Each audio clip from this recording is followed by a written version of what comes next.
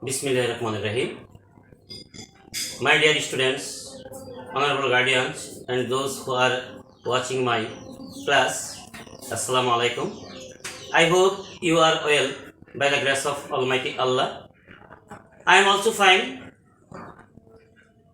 I have come before you taking an important class about present perfect tense. I discussed about present indefinite and present continuous tense. Now I am going to discuss about present perfect tense. What is perfect tense? Perfect tense হলো যে tense দ্বারা কোনো কাজ হয়েছে কিন্তু ফল এখনো বর্তমান এরূপ অর্থ প্রকাশ করলে তাকে present perfect present perfect tense বলে। যেমন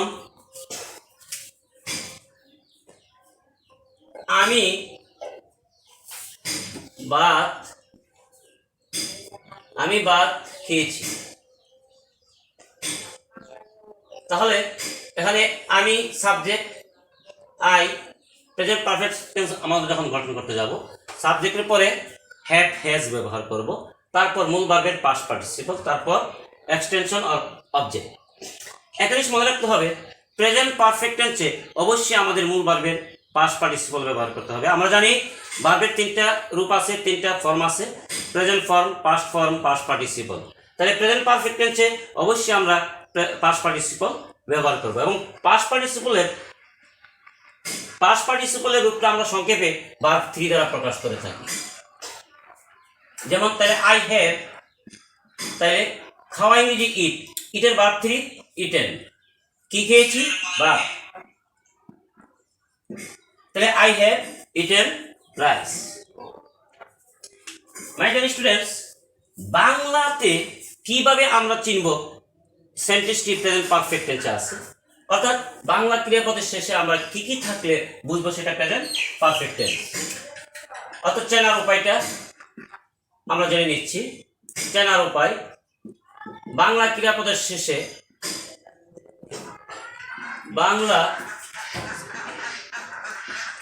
শেষে ইয়াস,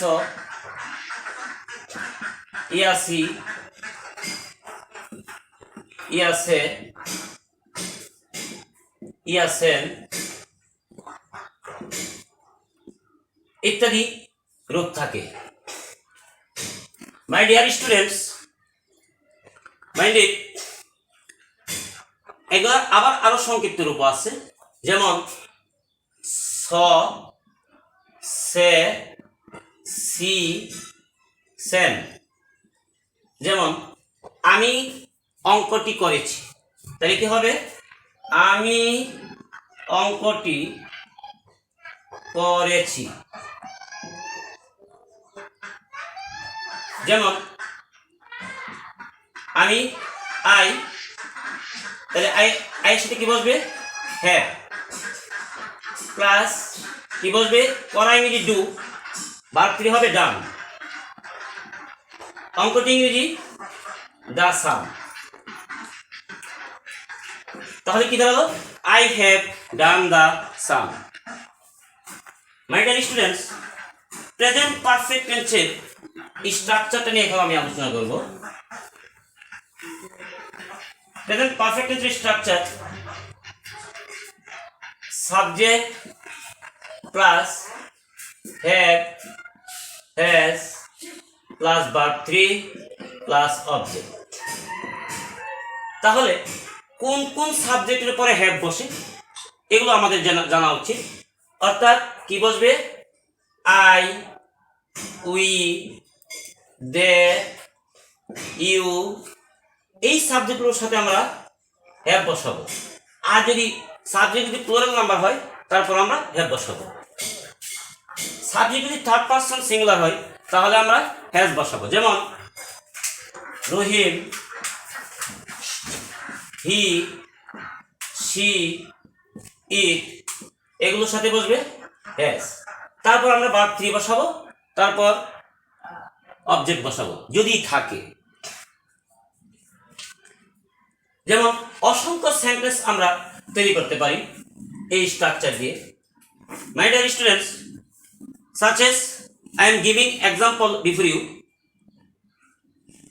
আমি লিখেছি I have written, তুমি লিখেছো you have written, তারা লিখেছে they have written, সে লিখেছে he has written, রহিম লিখেছে রহিম has written।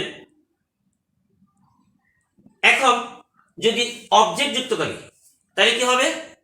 যেমন I have written a letter, you have written a letter, he has written a letter। এগুলো যুক্ত করে আমরা প্রেজেন্ট পারফেক্ট টেন্সের দিয়ে আমরা স্ট্রাকচার দিয়ে আমরা বাক্য তৈরি করতে পারি বা সেন্টেন্স তৈরি করতে পারি। অসংখ্য ভার্ব আছে, এই ভার্ব দিয়ে আমরা এই সেন্টেন্স তৈরি করব। যেমন সে ভেঙেছে হি হ্যাজ ব্রোকেন, আমি ভেঙেছি আই হ্যাভ ব্রোকেন, তারা ভেঙেছে দে হ্যাভ ব্রোকেন। যেমন আমি চেয়ারটি ভেঙেছি I have broken the chair, সে চেয়ারটি ভেঙেছে he has broken the chair, তারা চেয়ারটি ভেঙেছে they have broken the chair. আমি গ্লাসটি ভেঙেছি I have broken the glass, সে গ্লাসটি ভেঙেছে he has broken the glass, তারা গ্লাসটি ভেঙেছে they have broken the glass. আমি কাপটি ভেঙেছি, তাহলে কি হবে? I have broken the cup, তুমি কাপটি ভেঙেছো you have broken the cup. My dear learners, এরকম অসংখ্য ভার্ব ব্যবহার করে আমরা প্রেজেন্ট পারফেক্ট টেন্স স্ট্রাকচার ব্যবহার করে আমরা সেন্টেন্স তৈরি করতে পারি। যেমন আমি বলেছি আই হ্যাভ টুল্ড, আমি একটি গল্প বলেছি I have told a story, তুমি একটি গল্প বলেছো you have told a story, সে একটি গল্প বলেছে he has told a story. Sing, আমি একটি গান গেয়েছি I have sung a song, তুমি একটি গান গেয়েছো you have sung a song. Sakib একটি গান গেয়েছে Sakib has sung a song. আমি পান করেছি আই হ্যাভ ড্রান, তুমি পান করেছো ইউ হ্যাভ ড্রান, তারা পান করেছে দে হ্যাভ ড্রান। যখন অবজেক্ট যুক্ত করব, আমি পানি পান করেছি আই হ্যাভ ড্রাঙ্ক ওয়াটার, তুমি পানি পান করেছো ইউ হ্যাভ ড্রাঙ্ক ওয়াটার, সে পানি পান করেছে হি হ্যাজ ড্রাঙ্ক ওয়াটার। আমি পড়েছি আই হ্যাভ রিড, তুমি পড়েছো ইউ হ্যাভ রিড, সে পড়েছে হি হ্যাজ রিড। আমি একটি বই পড়েছি আই হ্যাভ রিড এ বুক, তুমি একটি বই পড়েছো ইউ হ্যাভ রিড এ বুক, তারা একটি বই পড়েছে দে হ্যাভ রিড এ বুক, রানা একটি বই পড়েছে রানা হ্যাজ রিড এ বুক। পর্যায়ক্রমে আমরা এরকম ভাবে আরো অসংখ্য সেন্টেন্স বিভিন্ন ভাব দিয়ে তৈরি করতে পারি। যেমন সে কথা বলেছে হি হ্যাজ স্পোকেন, সে সত্য কথা বলেছে he has spoken the truth. আমি সত্য কথা বলেছি I have spoken the truth, তারা সত্য কথা বলেছে they have spoken the truth. আমি ডেকেছি আই হ্যাভ কল্ড, আমি তাকে ডেকেছি আই হ্যাভ কল্ড হিম, তুমি তাকে ডেকেছো ইউ হ্যাভ কল্ড হিম, তারা আমাকে ডেকেছে দে হ্যাভ কল্ড মি, আমরা তাকে ডেকেছি উই হ্যাভ কল্ড হিম।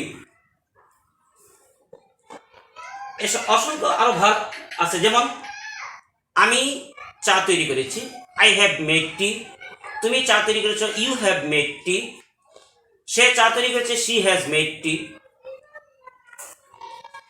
আমি স্কুলে গিয়েছি I have gone to school, তুমি স্কুলে গিয়েছো you have gone to school, সে স্কুলে গিয়েছে he has gone to school, তারা স্কুলে গিয়েছে they have gone to school.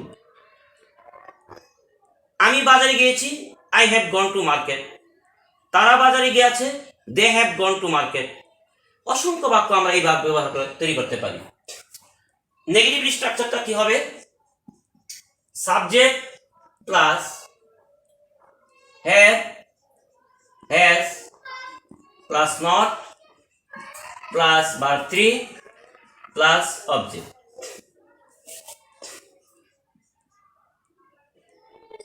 এই নেগেটিভের বেলায় have has plus subject plus verb 3 plus object plus প্রশ্নবোধক চিহ্ন। যদি ডব্লিউএইচ কোশ্চেন থাকে WH question plus have has plus subject plus verb 3 plus object plus প্রশ্নবোধক চিহ্ন। আমরা উক্ত স্ট্রাকচারগুলো ব্যবহার করে আমরা বিভিন্ন সেন্টেন্স তৈরি করতে পারবো, বিভিন্ন ভার্ব ব্যবহার করে এই প্রেজেন্ট পারফেক্ট টেন্সের সেন্টেন্স তৈরি করতে পারবো। My dear learners,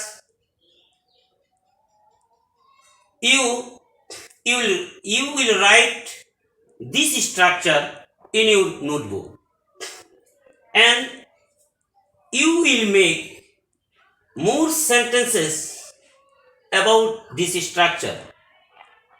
I think you will be benefited following this structure. এখন আমরা যদি এই স্ট্রাকচার দিয়ে আরো সেন্টেন্স তৈরি করতে পারবো নেগেটিভের এবং ইন্টারোগেটিভের। আচ্ছা, যেমন সে গ্লাসটি ভেঙেছে, he has broken the glass. সে কি গ্লাসটি ভেঙেছে? তাহলে has he broken the glass. তাহলে স্ট্রাকচারটা দাঁড়ালো এইটা। আচ্ছা, এখন আমরা যখন ডব্লিউএইচ কোশ্চেন ব্যবহার করবো, যেমন তুমি এখানে এসেছো কেন? Why have you come here?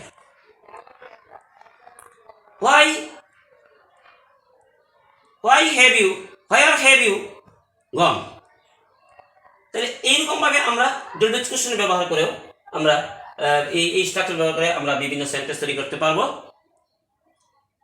My dear learners, thank you so much staying with me. For COVID-19, you will stay at home, stay safe. When you will go out, of course you must use masks. At last, I say that you will remain fine. Thank you all. Allah Hafiz.